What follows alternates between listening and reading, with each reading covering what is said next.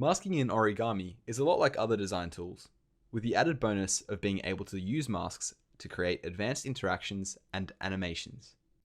We are going to use the Messenger Photo View interface, with the photo lightbox changing its border radius upon open and close as our example. If you haven't already, download the starting lesson files from this tutorial. Alright, so from those lesson files, you'll see that we've already set up our image to change its scale and position to turn into a lightbox upon tap.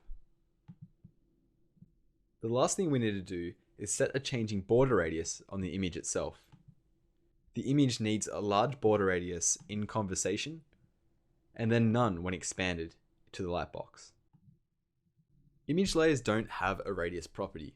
To create a radius on this image, we will need to use a layer that does have a radius property, such as a rounded rectangle layer, and then use it as a mask. Let's add a rounded rectangle by clicking on the New Layer button, then searching for rounded rectangle, and press return. Alright, so let's just place this in the same group as the image. Okay, so we need to place it below our image layer, because our image layer will be masked onto the rounded rectangle. To mask the image, we need to select the layer that we want to use as a mask, so the rounded rectangle.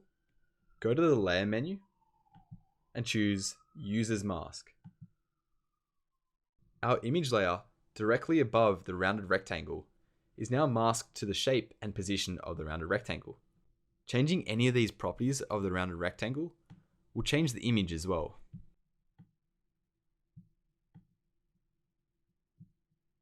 So let's change the size of our rounded rectangle to match that of the image layer, because we want them to be the same size. Alright, so the image is 375 by 250. I'm going to do the same thing here. So 375 by 250. And then fix the border radius to what it should be in conversation, which I know is 28.